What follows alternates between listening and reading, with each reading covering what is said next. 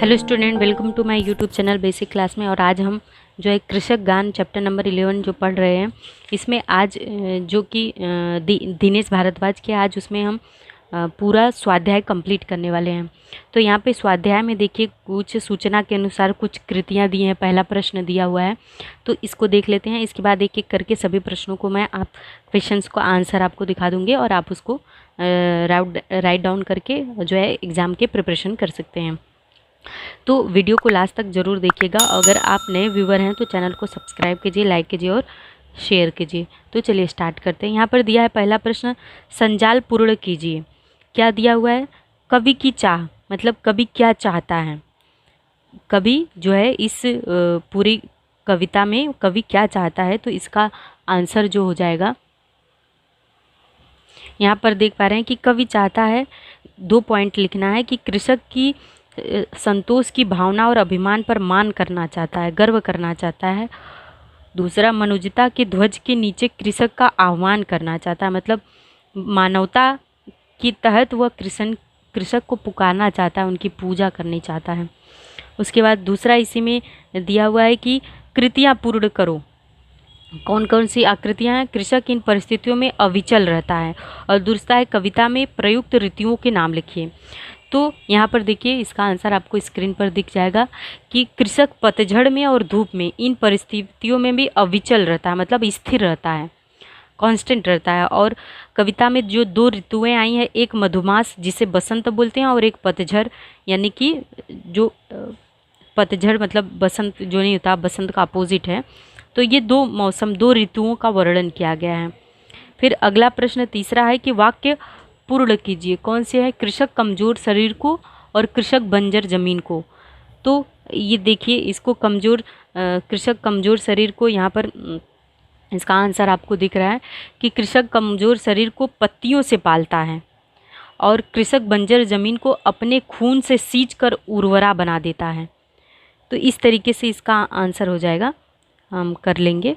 इसके बाद यहाँ पर और भी दिया है कि कृषक की और क्या चाह है। तो यहाँ पे देखिए, कृषक विश्व के पालक कृषक के लिए नवीन सृष्टि का निर्माण करना, सभी सूर और असुर छोड़कर उस पर भूमि की उर्वरा बनाने वाले कृषक का ध्यान करना, या कृषक एक एक कड़ जोड़कर कृषक के लिए नीड़ का निर्माण करना। तो बहुत सारे ऑप्शंस हैं यहाँ पे। आपको पहले वाले प्रश्न में देख लीजिए, 1 2 3 4 पॉइंट्स लिखने हैं। तो 1 2 3 पॉइंट्स ये हो गए और 2 पॉइंट्स ये हो गए।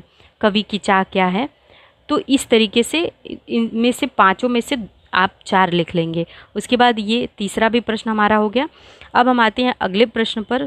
क्वेश्चन नंबर 4 दिया है कि निम्नलिखित पंक्तियों में कवि के मन में कृषक के प्रति जागृत होने भाव लिखे। मतलब कि इसमें जो पंक्ति दी हुई है, इसमें कृषक के प्रति कवि के मन में कौन से भाव, कौन से इमोशंस आते हैं, वो यहाँ पे हमें राइट डाउन करना है। तो यहाँ पर देखिए जो भाव होता है, पहला आज उस पर मान कर लूँ। इस पंक्ति में जो भाव आते हैं वो अभिमान, मान कर लूँ मतलब अभिमान कर लूँ। भाव जो है वो कौन सा है? अभिमान करना, मतलब गर्व करना। और आह्वान उसका आज कर लूँ, दूसरा पॉइंट क्या है? आह्वान उसका आज कर लूँ। तो इसका मतलब है मानवता का भाव। उसके बाद तीसरा पॉइंट है नव सृष्टि का निर्माण कर लूँ। देखिए यहाँ पर तीसरा पॉइंट है नव सृष्टि का निर्माण कर लूँ। तो इसका आंसर यहाँ पर देखिए, नव सृष्टि का निर्माण कर लूँ। निर्माण करना मतलब सृजनशीलता का भाव आता है, सृजन करना। और आज उसका ध्यान कर लूँ, जो लास्ट है उसका आदर कर लूँ, उसका रेस्पेक्ट कर लूँ, उसका सम्मान कर लूँ।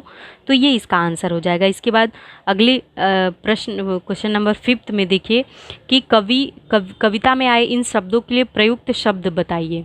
तो इसका आंसर देख लीजिए।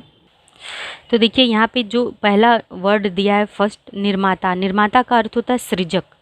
क्या होता है? सृजक। तो इसका आंसर कर लेंगे। दूसरा दिया है शरीर। शरीर मतलब तन। तन यहाँ पर देखिए इसका आंसर दिख रहा है तन। शरीर का मतलब क्या है? तन। और फिर राक्षस, तीसरा पॉइंट राक्षस दिया है जिसका मतलब असुर होता है। और मानव, मानव मतलब मनुजता। यहाँ पर देखिए मानव मतलब क्या है? मनुजता। इसके अलावा भी पाला हुआ मतलब पलित, बसंत यानी मधुमास। ये कुछ ऐसे शब्द हैं जो एक्स्ट्रा क्वेश्चंस में आपको आ जाएंगे। उपजाऊ मतलब उर्वरता, किसान मतलब कृषक, ये एक्स्ट्रा क्वेश्चंस में आ जाते हैं। इसके बाद नेक्स्ट क्वेश्चन में आते हैं हम दिया है कि कवि की प्रथम 4 पंक्तियों का भावार्थ लिखिए। तो कविता की प्रथम 4 पंक्तियों का भावार्थ आपको लिखना है। तो पहला पैराग्राफ जो यहाँ पर दिया है, यहाँ से हाथ में संतोष की तलवार डॉट डॉट डॉट करके उस कृषक का गान कर लो। तो यहाँ पे हाथ में संतोष की तलवार और उस कृषक का गान कर लो, ऐसे डॉट करके उसका अर्थ कि कृषक के अभावों की कोई सीमा नहीं है, परंतु उसके पास संतोष रूपी धन है, वह उसी संतोष के सहारे अपना जीवन व्यतीत कर रहा है। पूरे संसार में कैसा भी बसंत आए, कृषक के जीवन में सदैव पतझड़ ही रहता है। अर्थात ऋतुएं बदलती हैं, लोगों की परिस्थितियाँ बदलती हैं, परंतु कृषक के भाग्य में अभाव ही अभाव है। ऐसी दयनीय स्थिति के बावजूद उसे किसी से कुछ मांगना अच्छा नहीं लगता। कृषक को अपनी दीनहीन दशा पर भी नाज है। कभी कहते हैं कि मैं ऐसे व्यक्ति पर अभिमान करना चाहता हूँ, मैं कृषक की गीत गाना चाहता हूँ। तो ये इस तरीके से हमारा जो है क्वेश्चन नंबर 6 कंप्लीट हो जाता है। और लास्ट और 7 नंबर है कि निम्न मुद्दों के आधार पर पद्य विश्लेषण कीजिए। जैसे रचनाकार, कवि का नाम, रचना का प्रकार, पसंदीदा पंक्ति, पसंदीदा होने का कारण और रचना से प्राप्त प्रेरणा। तो इसका आंसर भी देख लीजिए। रचना यहाँ पर आपको स्क्रीन पर दिख जाएगा। रचनाकार का नाम दिनेश भारद्वाज, कविता की विधा गान, और पसंदीदा पंक्ति में लिख देंगे कि हाथ में संतोष की तलवार ले जो उड़ रहा है। और पसंदीदा ये क्यों है, ये पंक्ति हमें क्यों पसंद है, क्योंकि अनगिनत अभाव के होते हुए भी कृषक के पास संतोष रूपी धन है। सेटिस्फैक्शन जो होता है वो वाला यहाँ संतोष है, तो वो संतोष रूपी धन है। रचना से प्राप्त संदेश या प्रेरणा हमें क्या प्राप्त होती है, तो कृषक दिन रात परिश्रम करके संपूर्ण सृष्टि का पालन करता है, हमें उससे परिश्रम के महत्व को समझना चाहिए और उसका सम्मान करना चाहिए। तो ये हमें प्रेरणा मिलती है।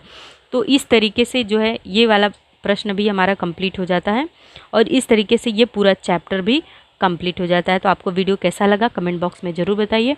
मिलते हैं नेक्स्ट वीडियो में। आपका दिन शुभ हो।